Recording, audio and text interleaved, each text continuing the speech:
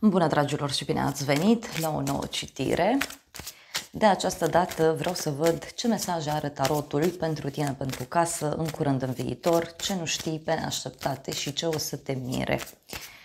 Îți mulțumesc pentru că mă urmărești, îți mulțumesc pentru că mi-ești alături. Dacă vrei și tu astfel de citire, te invit oricând, cu drag, doar pe aplicația de tarot și astrologie, Cristina Zurpa, disponibilă atât pe iPhone cât și pe Android. De asemenea, vă invit cu drag pe Destiny, aplicația pe care vă puteți întâlni sufletul pereche.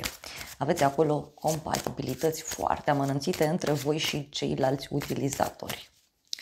Hai să vedem așadar ce mesaj are tarotul. Te poți gândi la o situație anume sau pur și simplu poți să lași cărțile să-ți transmită mesaj.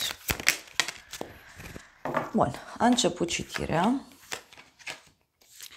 cu un 4 de bâte, o energie de sărbătoare. 2 de monede, moartea. Ei, aici văd eu că e un moment în care ai ales să lași, poate chiar o ambiție deoparte, anumite atașamente posesive, ai ales să lași ideea de control deoparte și să iei totul ca o joacă, da? Să iei totul mai ușor. Văd de asemenea că ești într-un moment în care ai hotărât fie să investești în ceva, fie să faci niște plăți, e ca și cum te-ai detașat, ești destul de puternic din punct de vedere material. E o perioadă de joacă, e o perioadă în care, uite, te împarți într-un mod egal între două situații diferite, două locuri de muncă, două persoane, între viața privată, viața profesională. E un moment aici în care, uite, ai ales, repet, să acționezi într-un mod mai jovial, da? Pentru că aici văd eu și anumite ambiții care au fost, anumite trădări. Și atunci începi să iei lucrurile mai în joacă, da? Nu chiar atât de în serios.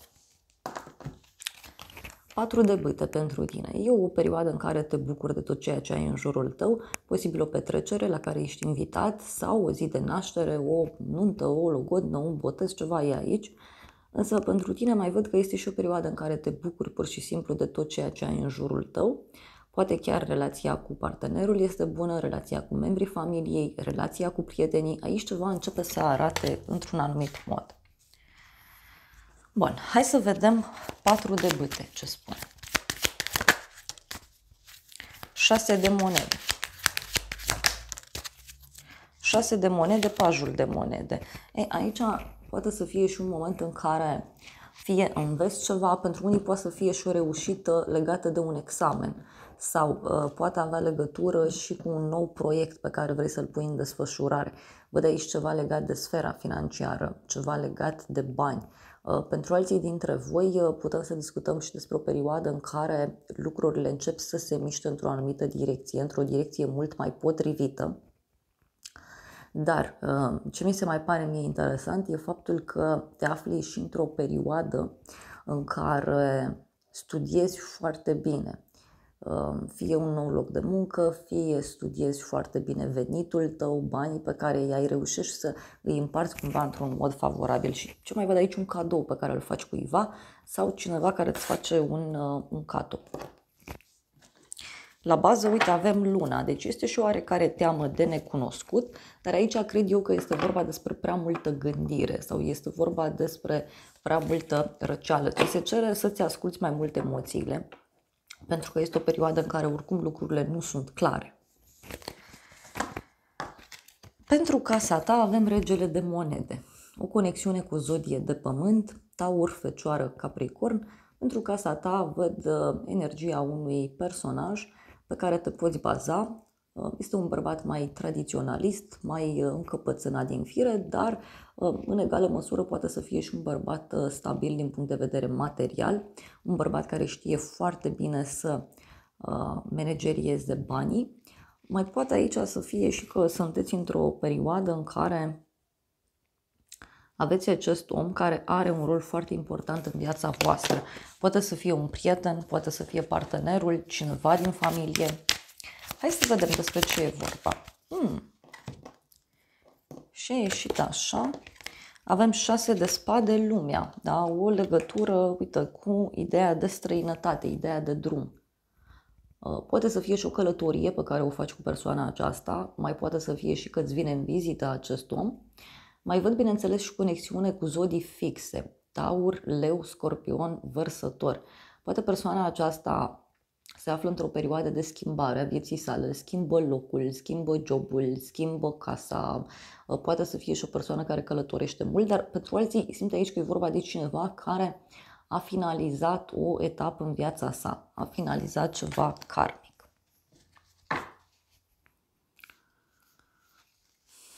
Mai vreau o carte. Și avem 7 de monede, deci poate are legătură cu o sumă de bani pe care o aștepți, bani pe care îi primești, bani pe care îi dai. Regina de spade, uite, o conexiune și cu o zodie de aer, Gemeni, Balanță, Vărsător. Unii poate aveți un cuplu important prin jurul vostru, nu știu, cineva din familie, persoane apropiate, prieteni. Da? Însă ce văd eu aici pentru casa ta e vorba de o decizie matură, bună, productivă. Poate să fie și că unii aveți, nu știu, așteptați un răspuns legat de acte, legat de o moștenire, legat de partea aceasta birocratică. În curând, regele de cupe, o legătură cu o zodie de apă, rac, scorpion sau pești. În curând văd aici o conexiune cu un bărbat foarte sensibil, creativ, răbdător. Este un bărbat care aduce liniște, un bărbat care vindecă fie prin cuvânt, fie prin faptă. De asemenea, mai văd aici energia unui bărbat care îți poate fi alături. Poate unii aveți legătură și cu zona medicală sau cu zona aceasta spirituală. Aici e un om care a ajuns la un anumit nivel. E un om care e sigur că el e stabil. Hai să vedem regele de cupe ce spune.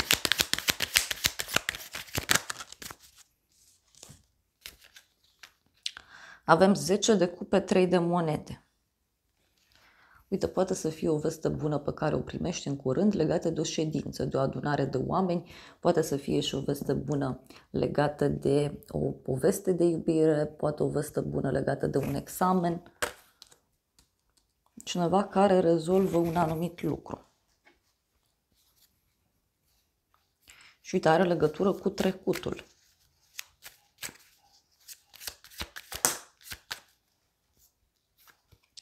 Regina de cupe. O legătură, uite, și cu o altă zodie de apă. Aici poate să fie un cuplu important. Poate un cuplu care lucrează împreună, vești bune care apar din acest punct de vedere. Și avem spânzuratul. Da? Poate să fie cineva care îmi vine să spun eu că începe să ierte, începe să vadă lucrurile diferite. Parcă e cineva care se potolește aici în curând în viața ta. Și vorba de un personaj mai sensibil. În viitor avem regina de spade. Unii parcă aveți treabă cu haină de stat, da? Cu instituții, cu oameni importanți. Din nou o legătură cu zodii de aer. Foarte puternic acest aspect. Gemeni, Balanță, Vărsător. În viitor văd aici o legătură cu o femeie mai rece, mai dură. Este o femeie foarte rațională care lucrează cu actele sau o femeie care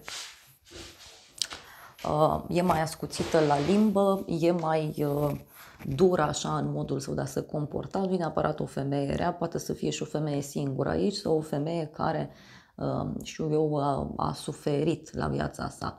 Doar că e o femeie, repet, foarte rațională. Hai să vedem în viitor. 8 de cupe, regele de spade. Foarte interesant. Din nou un alt cuplu. Cineva care renunță, dă la spate. Fie cineva renunță la o înțelegere, fie cineva dă la spate niște sentimente, niște discuții care au loc aici foarte mature, da? Foarte sigure. E ca și cum e o discuție de la minte la minte. E o hotărâre aici care se ia foarte matură, foarte dură, e adevărat, da? Măcar se clarifică ceva. Atenție la un inamic.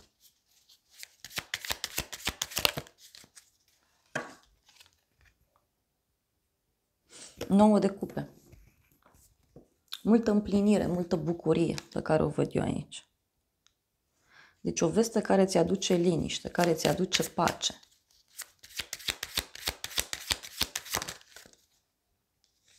Avem justiția, o legătură cu zodia Balanță.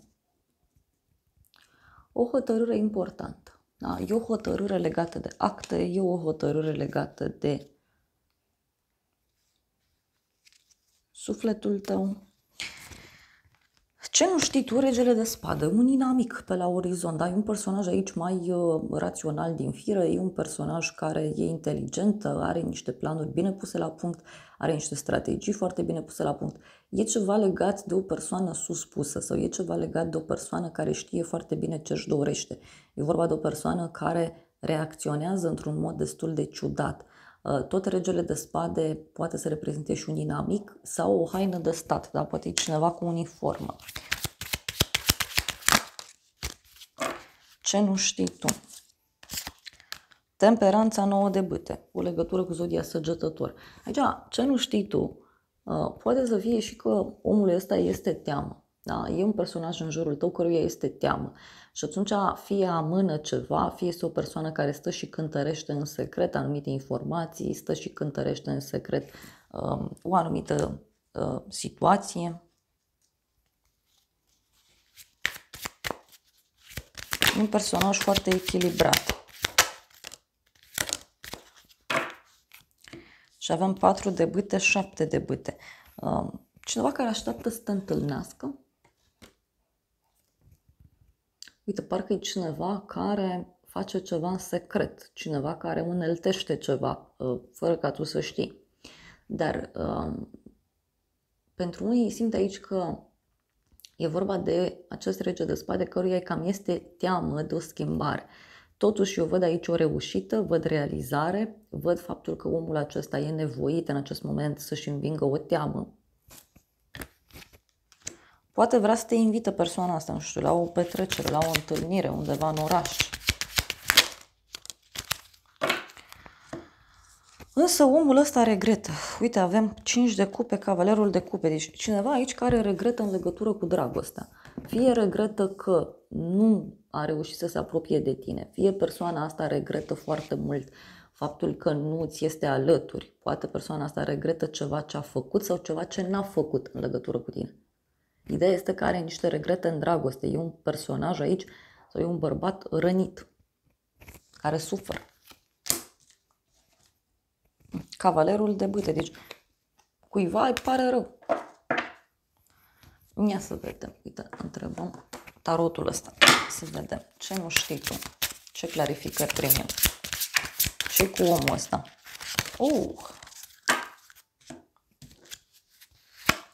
Mesaj și persoană oficială. Cineva care se pregătește să-ți dea un mesaj oficial, un e-mail.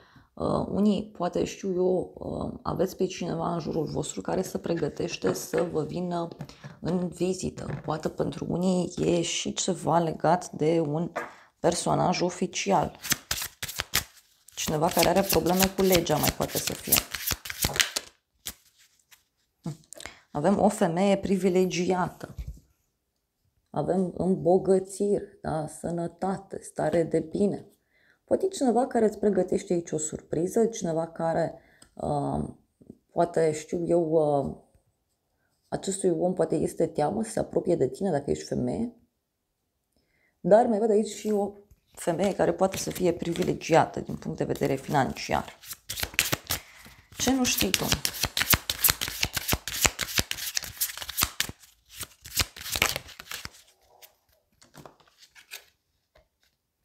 Da, deci omul ăsta e foarte gânditor. Foarte, foarte gânditor.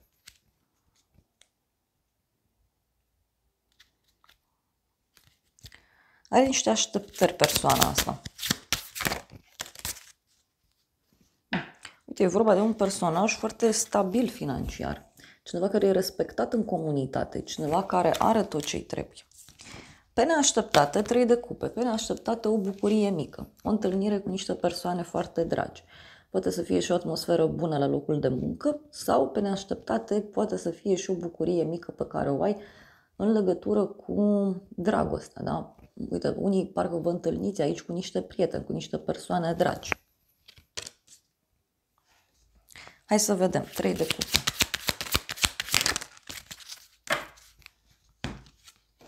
Și avem așa, diavolul, pajul de bâte, o conexiune cu zodia Capricorn. pe neașteptate. Cineva care se simte atras de tine, cineva care își dorește să se apropie de tine, cineva care își dorește o întâlnire, își dorește un moment în care să vă relaxați, să vă simțiți bine. E un om aici care, uite, îți face curte. Un personaj mai izolat din fire, să știi. Mai retras. Ia uite, avem 4 de spade, ermitul. O legătură cu zodia Fecioară. Deci aici e vorba de cineva care e pus pe gânduri, cineva care e retras.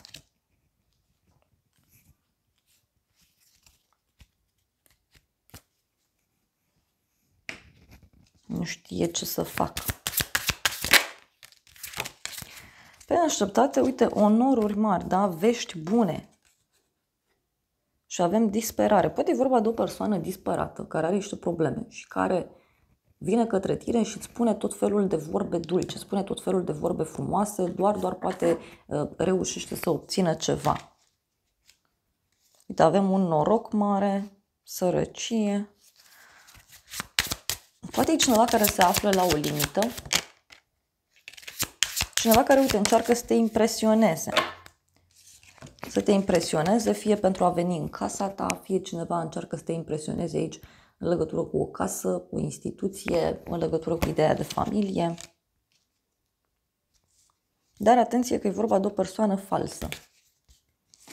Ce o să te mire? Asul de monede, o oportunitate care apare, un nou început, un proiect nou, o stabilitate mult mai mare. Ce o să te mire poate să fie aici și un cadou pe care îl primești, o ofertă, o veste bună. E ceva foarte stabil. Ia să vedem noi ce o să te mire. E vorba de abundență, prosperitate, eu așa simt să-ți transmit. Și avem pajul de cupe și faetonul, o legătură cu zodia Rac. Deci ce o să te mire pe tine aici are legătură cu un proiect creativ care începe să fie la un nivel mai înalt, e ca și cum ai parte de o realizare în cadrul acestui proiect creativ. Pentru alții este vorba despre o bucurie pe care o aveți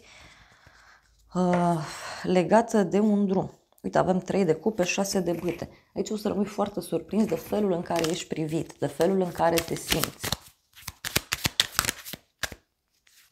Asul de bâte. Da, ce o să te mire? Foarte multă pasiune. Nu știu, o pasiune nouă, o speranță de viață, o bucurie. Dar e clar că e vorba de noi începuturi. Și uite, cred eu că are legătură cu un bărbat care e foarte sigur pe el, foarte matur. Hai să vedem ce o să te mire.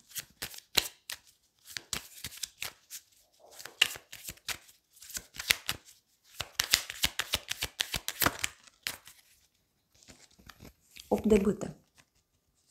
Multă comunicare, multă pasiune.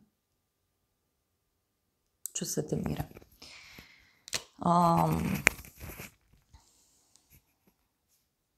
Secrete dezvăluite. Ia să vedem ce zice și acest tarot.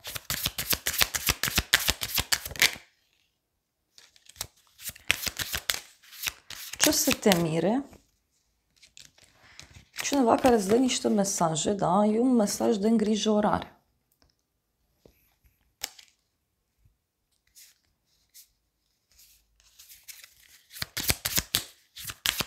O dovadă pe care o primești.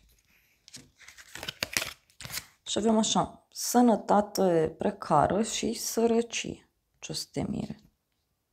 O persoană supărată, cu probleme, fie de sănătate, fie probleme la nivel emoțional, singurătate, văd aici.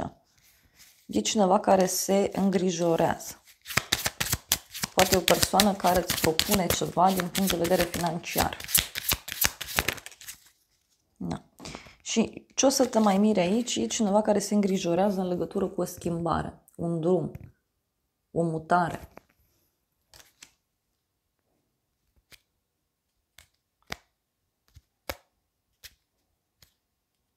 Cadou avem aici, bani neașteptați, copil. Poate să fie, dar, repet, o propunere din punct de vedere financiar pe care o primești.